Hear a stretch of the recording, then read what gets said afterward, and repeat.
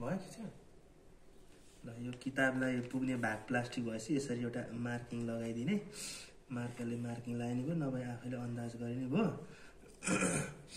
त्यसपछि अनि यसलाई काट्ने यसलाई मिलाएर काट्नुपर्छ ल फेरि त काटेको भयो यसरी सरर अनि मार्किङमा यसरी सरर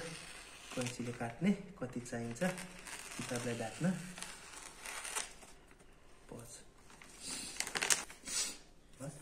अब यसरी काटेपछि ठ्याक्क बिचमा सेन्टरमा पर्ने गरेर है यसलाई चाहिँ स्क्वायर सेपको जस्तो बनाएर बराबर कर्नरहरू ट्याक्क मिलाएर यसरी सेन्टरमा यसरी पेन्टरमा गरेर यसरी सेन्टरमा चाहिँ यसरी हातले च्याप्ने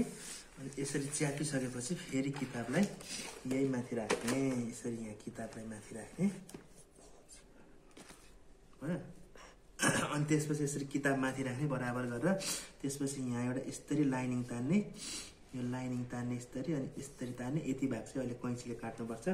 अनि यतापट्टि पनि यस्तरी लाइनिङ तान्ने यसरी के गर्ने यति भएपछि चाहिँ अनि त्यसपछि आएर यति भाग चाहिँ सरर कैँचीले काट्ने कैँचीले मिलाएर छेउैसम्म काट्ने त्यसपछि यतापट्टिको भाग पनि छेउैसम्म काट्ने यसरी छेउैसम्म काट्ने अब यसरी काटिसकेपछि यो भाग चाहिँ यस्तो हुन्छ यसलाई फेरि अनि यसरी काटेकोलाई यसरी ट्याक्क मिलाउने त्यो चाहिँ किताबकै कभरभित्र पर्नुपर्छ यसरी ट्याक्क मिलाउने यसलाई है यहाँ चाहिँ टिक्क पारेर मिलाउने मैले अझ यसमा चाहिँ एउटा टेप पनि लाउने गरेको छु पानी टेप यसरी ट्याक्क ट्याक्क यहाँ सपोर्टिङ त्यसलाई पनि पछाडिको लागि पनि यसरी ट्याक्क मिलाएर यो चाहिँ किताबभित्र गाताभित्र चाहिँ यो चाहिँ पर्नु पर्यो अब यसलाई सपोर्टिङको लागि चाहिँ यसरी ट्याक्क एउटा पानी टेपले यसरी च्याप्यो भने सजिलो हुन्छ यसरी यसमा पनि फेरि यसरी पानी टेप लगायो भने अहिले किताब राखेर स्टिच लगाउन सजिलो हुन्छ यसरी दुवैतिरै यसरी पानी टेप लगाइदिने नलाए पनि मिल्न त मिल्छ तै पनि सजिलोको लागि यो टेप लगाएको खिच्यो ल म चाहिँ यसरी चारैतिर सपोर्टिङ टेप लगाइदिन्छु किनभने यो प्लास्टिक चाहिँ एकदम दोब्रिने प्लास्टिक रहेछ कभर यो केटकेटीको किताबको कभरमा यो है दुनियाँ विज्ञापन भएको किन दिन्छ यो किताब पसलहरूले है यो चाहिँ मैले पनि बुझ्न सकेको छैन किताब पसलले फ्रीमै पाउने भएर यो विज्ञापन गरे हो के हो साथीहरू कमेन्ट गर्नुहोस् है त्यसपछि यो बिचमा भयो अघि गरेको लाइनिङ यहाँ छ त्यसपछि यसलाई यसरी ट्याक्क बिचमा राखेर यसरी किताब यहाँ बिछ्याउने फेरि है यसरी ट्याक्क यसरी किताब बिछ्याइदिने फेरि बिचमा पार्ने त्यसपछि यो मेन यो छेउछेउ कर्नरहरू मिलाउने है त्यसपछि यसरी ट्याक्क बिचमा पारेर यसलाई फेरि च्याप्ने अनि च्यापेपछि किताबको कति कुन पानासम्म चाहिँ आवश्यक पर्दैन है यसरी हेरेर जस्तो योमा चाहिँ अब कन्टेन्ट रहेछ यो कन्टेन्टको पानालाई छोडेर एक पाना छोडेर यो पाना सहित चाहिँ यसरी चाहिँ स्टिच यसरी दोबारेर त्यसपछि टाइटसँग चाहिँ स्टिच मार्दिने अब यसरी ट्याक्क टाइट गरेपछि स्टिच मार्ने है प्लास्टिक पनि छुने गर्ने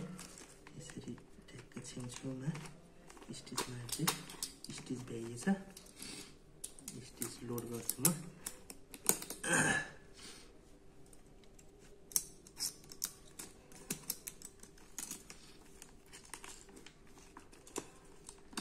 छेउछेउमा यो प्लास्टिक एकदम दोब्रिने प्लास्टिक रहेछ पहिला यसरी छेउछेउमा एक लट मारिहाल्ने है पहिलो लेयर मारिहाल्ने टाइटसँग त्यसपछि यो लेयर मारेपछि यसलाई दोबारातिर नलाग्ने फेरि अर्को पछाडिपट्टिकोलाई पनि ट्याक्क टाइटसँग है यस्तरी टाइटसँग फेरि पछाडि पनि कति पेज आवश्यक छैन है जस्तो यो पेजसम्म लिएर फेरि यसरी दोबारिदिने यसरी टाइटसँग दोबार्ने अब यतापट्टि हाम्रो टाइट भइसक्यो अब यतापट्टि सकेसम्म टाइटसँग तान्ने त्यसपछि हातले यसरी मिलाउने यति गरेर यो पनि फेरि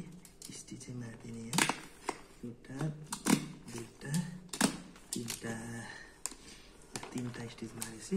बल्ल साइडको मिलाउनतिर लाग्ने। साइडको मिलाउँदा चाहिँ जहिले पनि यसलाई यसरी मिलाउने, त्यसपछि यसलाई यस्तो ट्रायङ्गल सेपमा है 90 डिग्रीमा यसरी दोबार्ने है, 90 हो कि 45 हो, यसरी 45 मा दोबारेर त्यसपछि यसरी भित्रपट्टि यसरी लाने है। यसरी लगाएपछि चाहिँ यहाँनिर यसको धारहरू निस्किन्न, त्यसपछि यसरी ट्याक्क लगाएपछि यहाँ पनि ट्याक्क यसको पनि छेउछाउमा यसरी यस्तो छान्ने।